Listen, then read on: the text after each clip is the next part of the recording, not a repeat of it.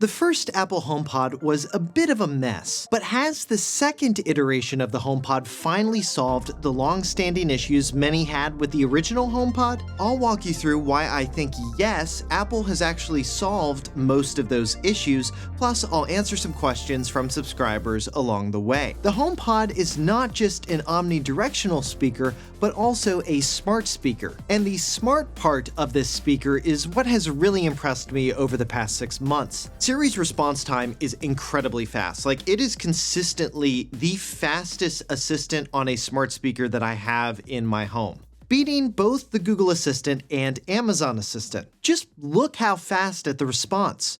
Turn off the lights.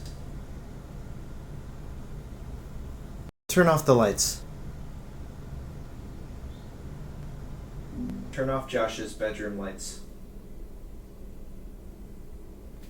And now that the new smart home standard Matter is finally rolling out, though that rollout has been a bit messy, it does mean that more devices will finally be supported on Apple's HomeKit. Siri on the HomePod can also do things other assistants on other speakers just can't do, like read you your text messages. Josh said, "Hey, would you be interested in seeing The Northman with me at the Alamo Drafthouse in Raleigh? It looks like I'm the only one here who wants to see that movie." Or let you pass a phone call over to the speaker. And while Siri is not as good as the Google Assistant for general search queries, for things like setting timers, setting reminders, that's a big one I use a lot, and of course playing media, it's pretty great. Siri on the HomePod can support multiple users, and for the past 6 months I haven't found that it's mixed up my voice versus his, though a couple of caveats though. There are only 2 people in my home and I am primarily using Siri. He primarily uses the Google Assistant, so it's not like Siri is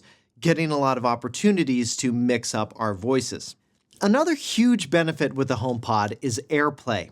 If you have an iPhone or you're in Apple's ecosystem, AirPlay is the easiest way to cast media from your Apple device to speakers. Neither Amazon nor Google's first-party speakers support AirPlay, and overall, in my experience, AirPlay is a much better and more reliable system for casting music and media to multiple speakers as well as speaker groups compared to Google's Chromecast. Related to AirPlay, the second-gen HomePod also inherits the handoff feature Apple first debuted with the HomePod Mini, which I reviewed. It makes it easy to take any media currently playing on your iPhone and transfer it to your HomePod.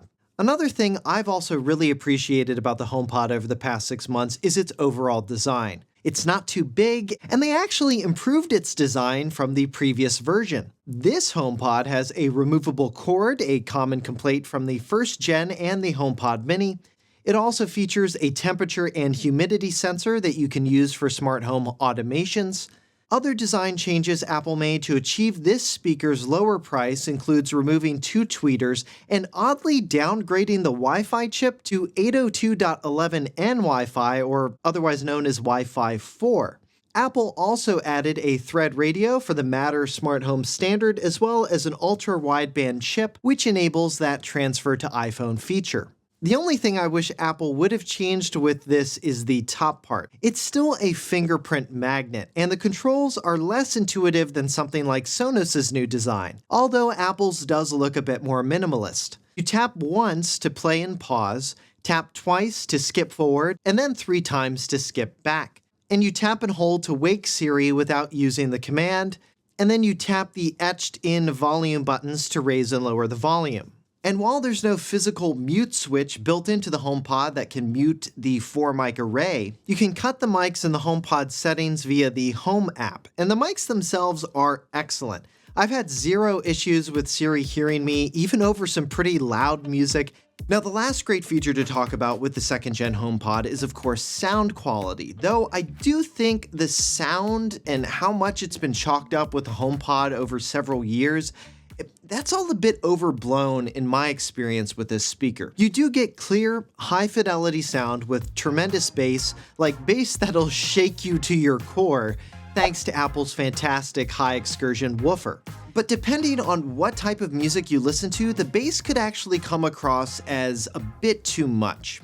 Generally, this speaker sounds better when it's at least 1 to 2 feet away from you. It's not really a speaker designed to be listened to up close. But how does it sound compared to other speakers? I can definitely say the HomePod sounds better than smart speakers from Google, and the only speaker that might be able to match it is the Echo Studio, but I don't have one at the time of recording.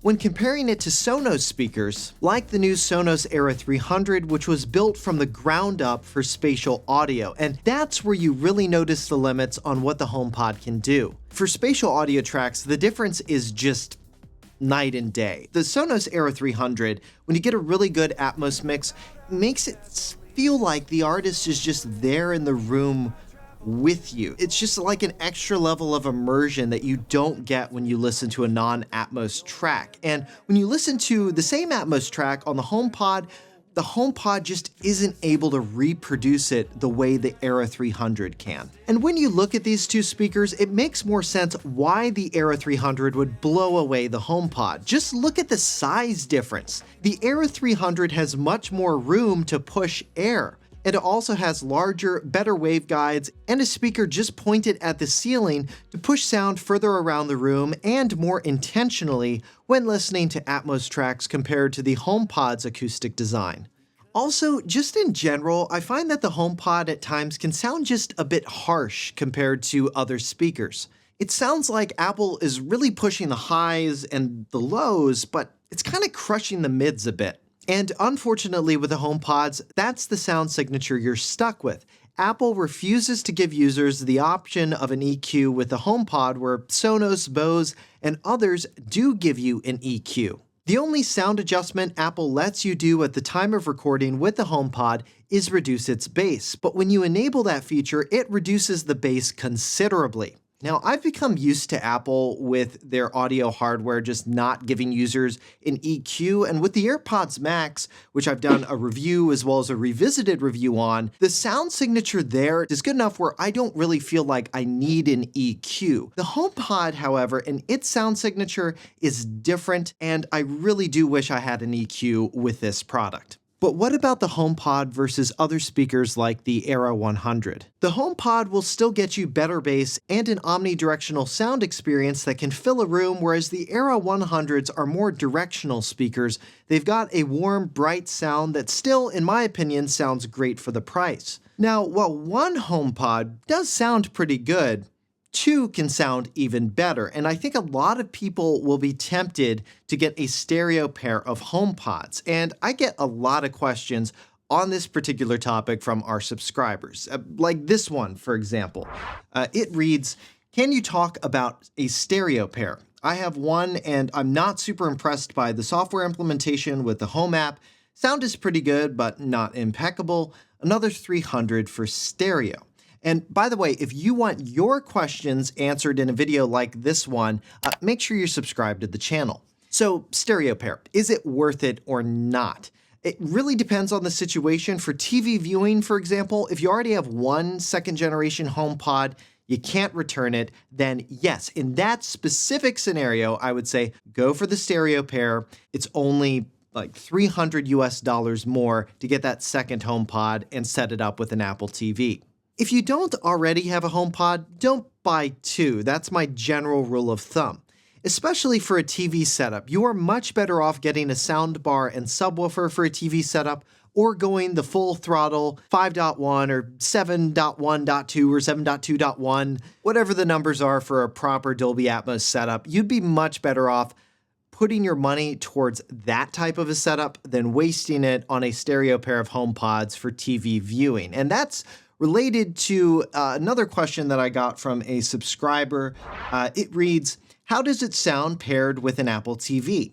This heavily depends on your expectations. If you were previously used to the garbage sound coming out of your TV speakers, two HomePods will sound amazing. However, if you're used to a proper 5.1 system or even a sound bar, two stereo-paired HomePods aren't really going to impress you, and they might even disappoint. That's because while the two HomePods will try and direct sound as if a center speaker was there, it's just not the same as having a dedicated center channel speaker like you would in a surround setup or even having a sound bar there. And this becomes really important for dialogue. The way sound is mixed today for TV and the way it's compressed, it can make dialogue really hard to hear in the sound mix. In my experience, having that center speaker where a lot of dialogue comes from is really important in being able to actually hear it and understanding it. Plus, those systems are wired in, the HomePods are wireless and need to be hooked up to an Apple TV. Well, their wireless connection for me over the past 6 months as I've continually tried this setup has actually been pretty flawless. In general,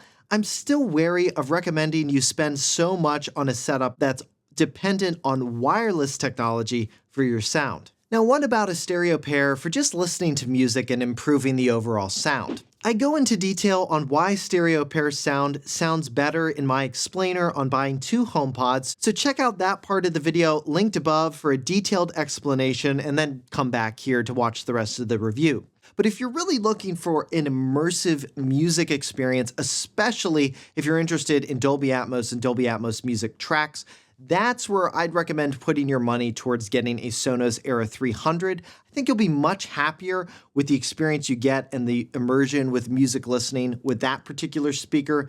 And then if you go that route, then I just get a HomePod Mini or even just one HomePod for the smart speaker and Siri experience. Now, one major downside with a HomePod has always been music service availability. It's typically been considered an Apple Music and iTunes only speaker. Though technically it can also play music from services like Pandora and media from TuneIn, iHeartRadio, Audacity, Apple Podcasts, news briefings, and ambient sounds like sounds of a forest